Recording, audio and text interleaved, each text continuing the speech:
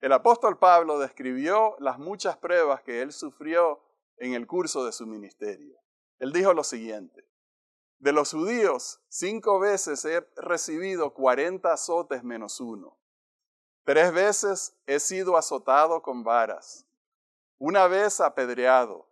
3 veces he padecido naufragio.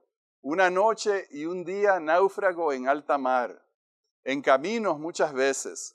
En peligros de ríos, peligros de ladrones, peligros de los de mi nación, peligros de los gentiles, peligros en la ciudad, peligros en el desierto, peligros en el mar, peligros entre falsos hermanos, en trabajo y fatiga, en muchos desvelos, en hambre y sed, en muchos ayunos, en frío y desnudez. Y además de otras cosas, lo que sobre mí se añade cada día la preocupación por todas las iglesias. Y nos preguntamos, ¿por qué hacía esto el apóstol Pablo? ¿Y de dónde sacaba tanta fuerza física, mental y emocional para poder llevar adelante su ministerio? Este es el tema que vamos a estudiar hoy. No se retiren, que ya regresamos.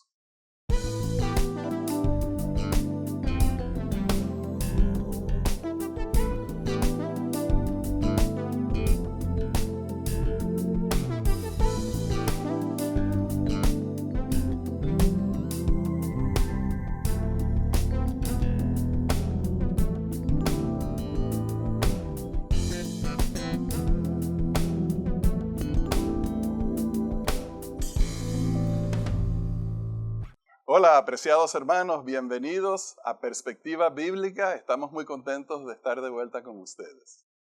Y hola, querido hermano, qué gusto volver a estudiar sobre el libro de Hechos. Y Rafael, aquí tú me has puesto a pensar el menú de un viaje misionero.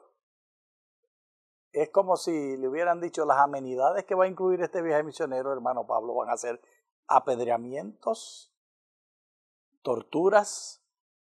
Cárcel, naufragio, hambre, frío. ¿Cuál prefiere ahora? Caminando. ¿Se las turnamos o se las damos juntas? Sí. Y es cierto, Johnny, lo que tú mencionas, porque nosotros leemos de que él iba de tal lugar a tal lugar y pensamos como que si andaba en tren o en avión. Esos eran caminatas larguísimas, mucho esfuerzo físico.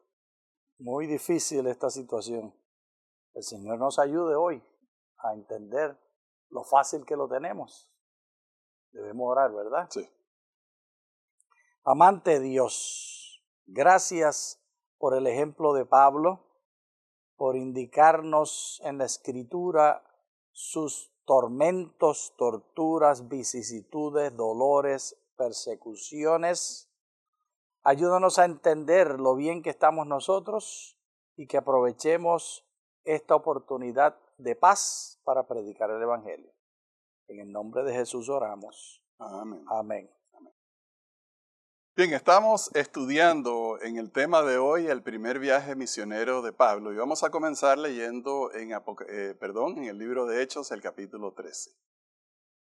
Había entonces en la iglesia que estaba en Antioquía profetas y maestros: Bernabé, Simón, el que se llamaba Níger, Lucio de Cirene, Manaén, el que se había criado junto con Herodes el tetrarca, y Saulo. Ministrando estos al Señor y ayunando, dijo el Espíritu Santo: apartadme a Bernabé y a Saulo para la obra a que los he llamado. Entonces, habiendo ayunado y orado, les impusieron las manos y los despidieron. Esta es una iglesia interesante, Johnny. Se menciona por primera vez en el capítulo 11. Es una iglesia que se formó en una ciudad bastante grande. Era más o menos como la 4ª ciudad en tamaño del Imperio Romano, Antioquía en Siria.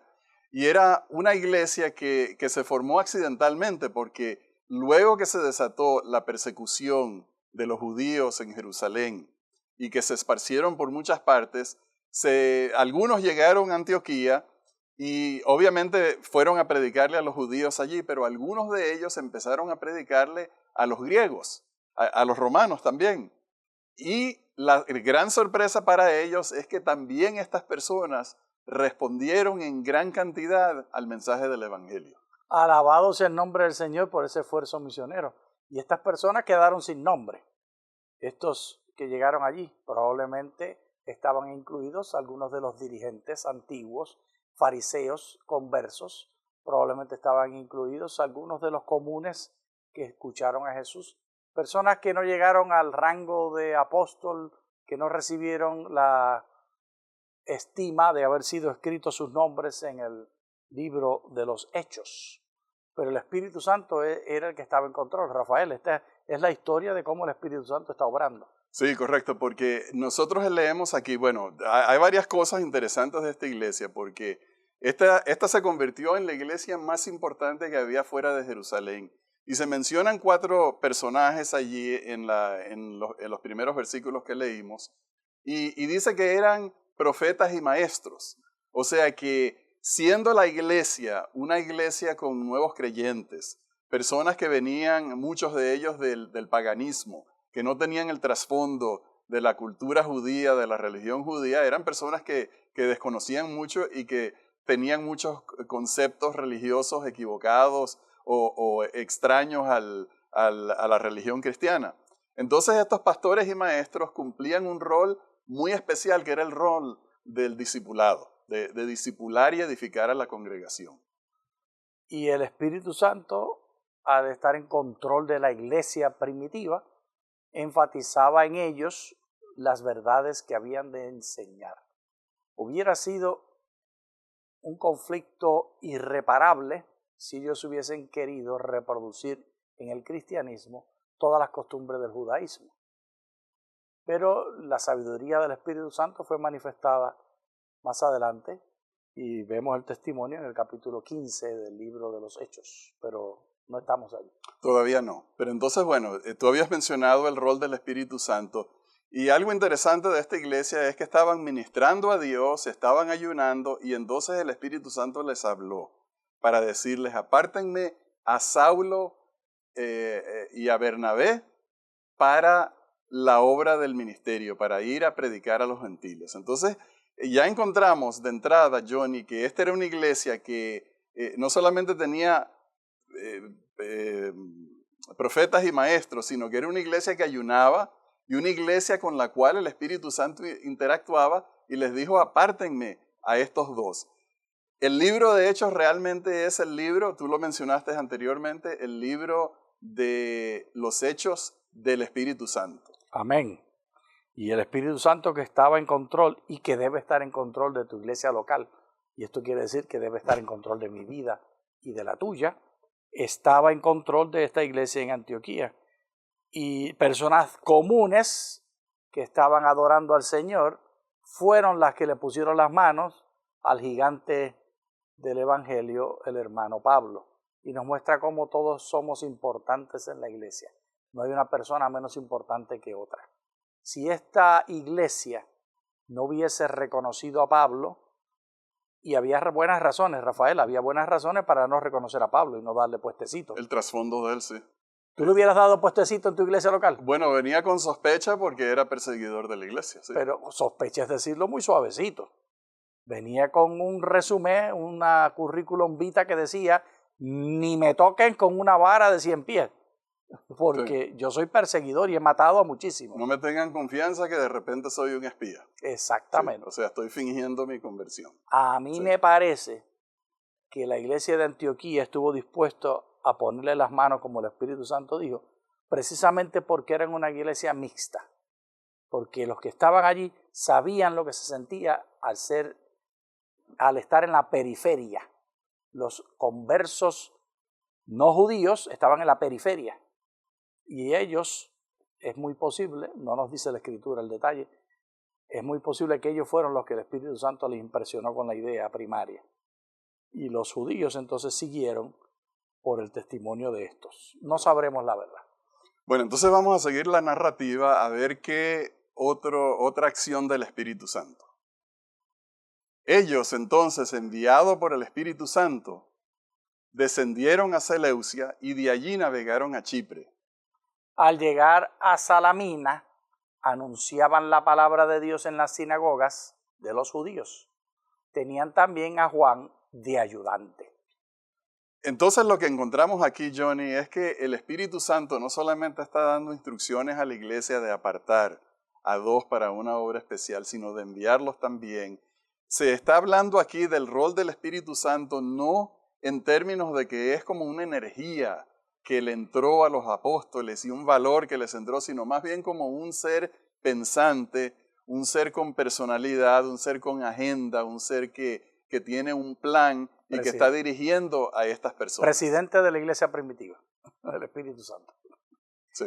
Y esta dirección, como nos dice la Escritura, incluía el trabajo misionero, porque el Espíritu Santo es el misionero número 1. Es el Espíritu de Dios el que va adelante, el que va atrás. Nosotros lo que estamos haciendo es siguiendo. Pablo y Bernabé seguían. ¿Te diste cuenta, Rafael, que estaba también Juan? Ese Sí. es el sobrino de Esteban, de Bernabé. De Bernabé. Juan es Juan Marcos, que es Juan el sobrino Marcos, sí. de Bernabé, por el cual él se pelea después en el capítulo 15, cuando se va para el segundo viaje misionero. Sí. Ahora, este personaje de Juan es importante también, Johnny, porque nosotros podemos pensar que estos discípulos, superestrellas, Pablo, Pedro, etcétera, actuaban solos y que no necesitaban ayudantes. Y es todo lo contrario. Dios les puso siempre a ellos, y cuando leemos el libro de Hechos encontramos que hay una serie de personajes que se mencionan, pero que no se dan muchos detalles de ellos, porque no hay espacio, no hay tiempo para hablar acerca de ellos, pero son personas indispensables que asistían de múltiples maneras. Bueno, el mismo Lucas, que está presente en muchos de estos viajes, porque se menciona así en primera voz, también está allí ayudando, pero él no dice qué rol estaba desempeñando. Entonces, la predicación del Evangelio, el discipulado en las iglesias, la enseñanza y la profetización son eventos que el Espíritu Santo realiza, pero que también requiere tener una cantidad de personas que apoyan el ministerio de esas personas. La labor misionera no es fruto de unos heroicos grandes evangelistas. La labor misionera es fruto del Espíritu Santo trabajando con la gente común y algunos extraordinarios que son parte del equipo. Sin Juan Marcos no hay Bernabé ni tampoco hay Pablo. Todos unidos. Correcto. Vamos a avanzar entonces al siguiente pasaje.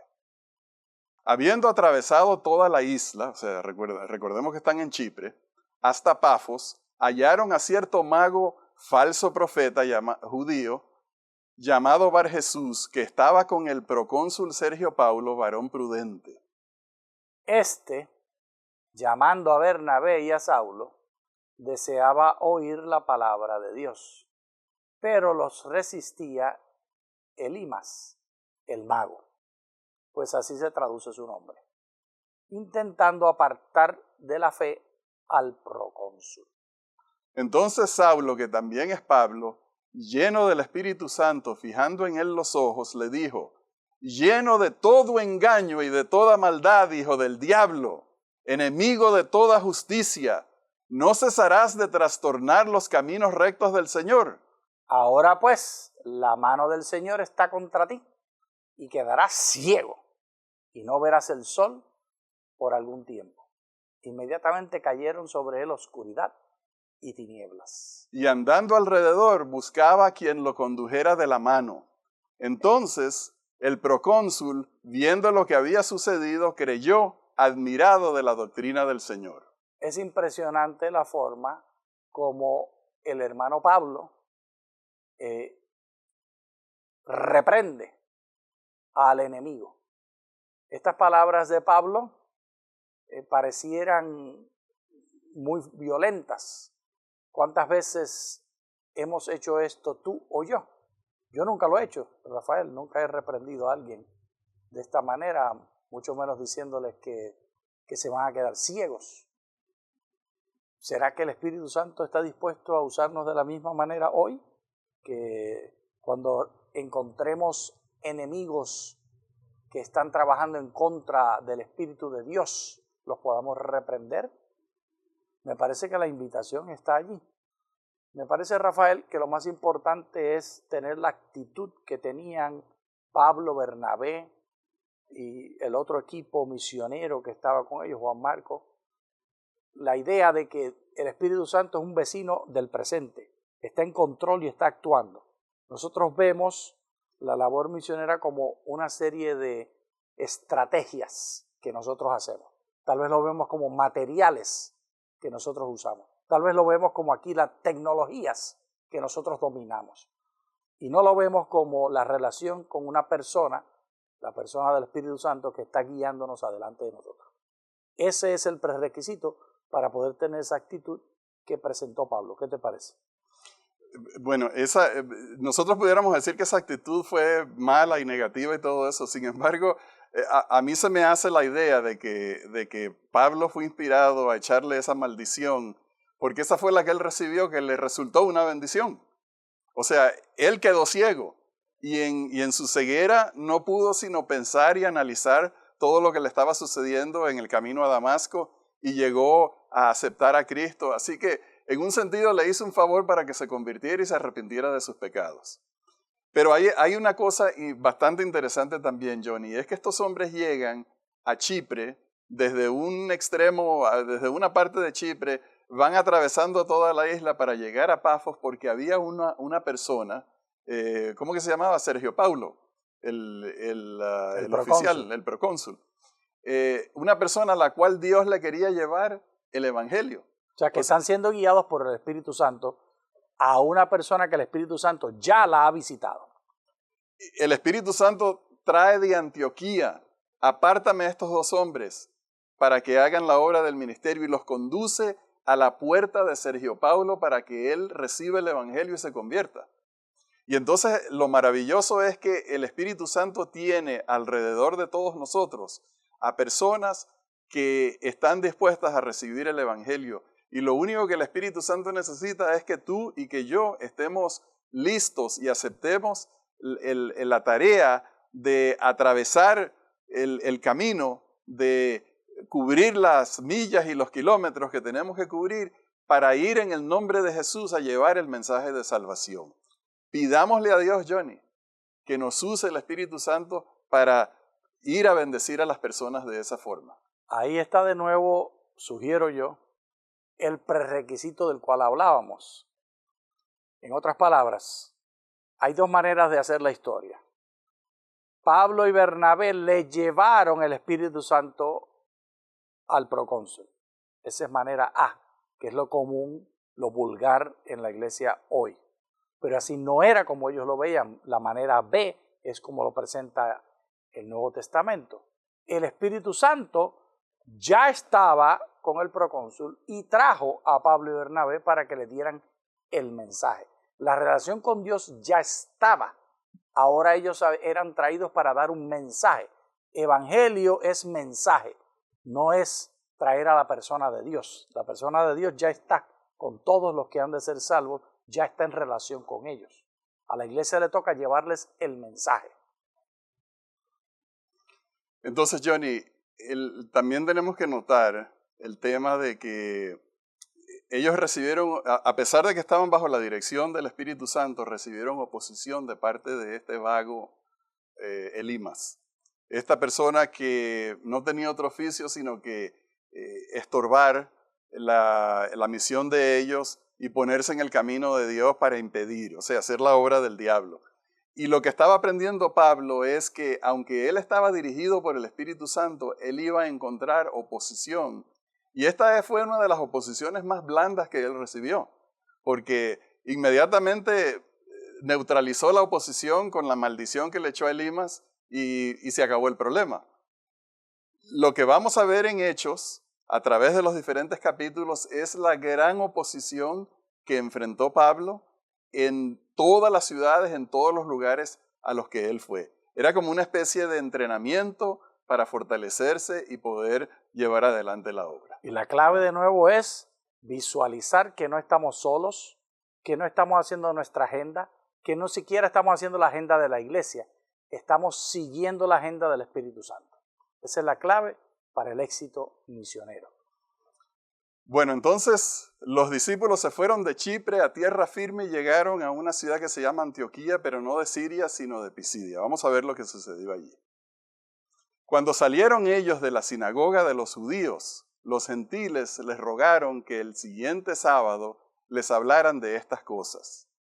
Y despedida la congregación, muchos de los judíos y de los prosélitos piadosos siguieron a Pablo y a Bernabé, quienes hablándoles los persuadían a que perseveraran en la gracia de Dios. Johnny, esta era la forma como ellos comenzaron a hacer su ministerio. Primero llegar a la sinagoga, predicar allí para encontrar, cosechar a los judíos que aceptaban el mensaje del Evangelio, a Cristo como el Mesías, y luego buscar hacer más prosélitos en la ciudad. Y todo iba muy bien, los recibieron muy bien, quedaron de acuerdo en volverse a reunir el siguiente sábado y vamos a ver lo que sucedió en el siguiente pasaje. El siguiente sábado se juntó casi toda la ciudad para oír la palabra de Dios, pero viendo los judíos la muchedumbre, se llenaron de celos y rebatían lo que Pablo decía, contradiciendo y blasfemando. Entonces Pablo y Bernabé, hablando con valentía, dijeron: a vosotros, a la verdad, era necesario que se os hablara primero la palabra de Dios, pero que puesto que la desecháis y no os juzgáis dignos de la vida eterna, nos volvemos a los gentiles. Esta palabra nos volvemos a los gentiles es la que asegura que tú y yo estemos aquí, que este programa se esté grabando y que tú lo estés escuchando. Esta nos volvemos a los gentiles fue la declaración profética del Espíritu Santo indicando que el Evangelio se ha ampliado, que ha ocurrido la promesa que le fue dada a Abraham, que serás bendición, en ti serán benditas todas las naciones de la tierra. Lamentablemente hay muchos que aún hasta el día de hoy no entienden esas palabras proféticas y ponen los ojos continuamente en Israel, en la nación física, la geopolítica, el lugar donde Netanyahu es el primer ministro en este momento. Y se imaginan que allí es que ha de ocurrir el evento del tiempo del fin. Pero ya nos lo dijo el Espíritu Santo cuando habló en la iglesia primitiva. Le dimos el mensaje y ahora nos toca ir a otros. Ahora los judíos son como cualquier otro, que reciben el mensaje y están dispuestos a escucharlo como cualquier otra nación. Ya no son más nación de Dios, sino que la nación de Dios, el Israel de hoy, es la iglesia. En otras palabras, Rafael, la iglesia tiene el papel que le tocó anteriormente a la organización político-militar y gubernamental que se llamaba Israel, y ahora está en manos de las iglesias cristianas. Nosotros, las iglesias cristianas, somos el nuevo Israel. Correcto. Ahora nosotros siempre hemos sido parte de Israel porque siempre fue el llamado a través de Abraham de bendecir a todas las naciones. Ahora, este pasaje continúa la narrativa en la reacción de los gentiles y vamos a ver cómo reaccionaron. Los gentiles, oyendo esto, se regocijaban y glorificaban la palabra del Señor y creyeron todos los que estaban ordenados para vida eterna. Y la palabra del Señor se difundía por toda aquella provincia. Pero los judíos instigaron a mujeres piadosas y distinguidas y a los principales de la ciudad y levantaron persecución contra Pablo y Bernabé y los expulsaron de sus límites. Entonces ellos, sacudiendo contra ellos el polvo de sus pies, llegaron a Iconio. Y los discípulos estaban llenos de gozo y del Espíritu Santo. Esta declaración, que estaban llenos de gozo y del Espíritu Santo, es muy importante porque estamos descubriendo la obra, la misión, el efecto del Espíritu Santo sobre la vida de los discípulos a través de la lectura del libro de Hechos. Ellos tenían gozo, no porque habían sido perseguidos, sino porque tenían el Espíritu Santo en su corazón y de ahí recibían esa inspiración. Ellos recibieron muchas persecuciones. En esta ciudad y en las próximas dos donde visitaron, la persecución aumentó, se hizo peor, fueron a Iconio, fueron a Listra, y en Listra apedrearon a Pablo, Johnny, y lo dejaron por muerto. O sea a Bernabé no dice qué le pasó. Se escondió Bernabé, era más sabio que Pablo. ¿Qué pasó? Bueno, la concentración está en Pablo, ciertamente, y Bernabé no apareció en la narrativa, no sabemos exactamente, pero el tema, Johnny, es que Pablo estaba aprendiendo en ese primer viaje misionero la fuerza, la contundencia de la oposición que él estaba recibiendo. También es posible que la personalidad de Pablo, al ser más confrontacional, le cosechara cosas que a Bernabé, al ser menos confrontacional, no le tocaran. Los detalles de cómo ocurrió y por qué no vamos a saber. Lo que sabemos es lo que está revelado. Y lo que está revelado es que las piedras le tocaron a Pablo y Bernabé no se menciona que haya recibido piedras. Esta persecución no tenía por qué haber sido una sorpresa para Pablo, porque ya Jesús había predicho, les había advertido a ellos lo difícil que sería. Vamos a leer en Mateo las palabras de Jesús. Mas yo también te digo que tú eres Pedro, y sobre esta piedra edificaré mi iglesia, y las puertas del infierno no prevalecerán contra ella. Johnny, esta es una declaración curiosa. Las puertas del infierno no van a prevalecer contra la iglesia. Nosotros pudiéramos pensar que las puertas del infierno se refieren precisamente a todas esas persecuciones que recibieron Pablo y los demás apóstoles y todos los creyentes realmente cuando estaban predicando el evangelio y tratando de atraer a otras personas. Tenemos que aprender, Johnny, como menciona el libro de Hechos, como aprendió Pablo en su primer viaje misionero, que la predicación del evangelio se va a hacer en contra de vientos fuertes, con la oposición de judíos, de gentiles, con la oposición de peligros de todo tipo, la envidia, el odio, los celos, eran oposiciones gratuitas, pero eran fuertes. Pero Rafael, invitémonos a leer nuevamente el texto. Mas yo también te digo que tú eres Pedro, y sobre esta piedra edificaré mi iglesia. Y ahora miremos, las puertas del infierno no prevalecerán contra ella. Pregunta, ¿está la iglesia al ataque o a la defensiva? Regularmente visualizamos la iglesia a la defensiva. El infierno no va a prevalecer. Pero eso no es lo que está diciendo. Las puertas no se mueven. Las puertas del infierno están alrededor del infierno. El diablo ha conquistado esta ciudad y dice: esta ciudad es mía y tiene puertas. La iglesia va a estar al ataque y la puerta de la ciudad que el diablo ha reclamado no va a poder detener a la iglesia. La iglesia está Amén. Al ataque. Sí. La iglesia está siguiendo la obra del Espíritu Santo que ya tomó control y quiere manifestarse en esa ciudad. No estamos a la defensiva. No, estamos al ataque. Las puertas son estables, la iglesia las rompe. Bueno, y eso es precisamente el modelo que nos dio Pablo en todo el libro de Hechos, y Pedro y los otros apóstoles, que ellos iban al ataque, ellos iban donde los enviaba el Espíritu Santo, y nos hace pensar qué es lo que estamos haciendo nosotros. Estamos nosotros activos, llevando el Espíritu Santo a las personas, estamos sobreponiéndonos a las tantas dificultades, tantos obstáculos, falta de dinero, falta de oportunidad, personas que son negativas, puertas cerradas, rejas que no nos dejan pasar, personas que nos han prohibido la entrada. Jesucristo dijo: las puertas del infierno no prevalecerán contra ella. O sea que en Cristo nosotros somos más que vencedores. Amén. Se rompe la puerta y entramos a la ciudad y la conquistamos. Sí.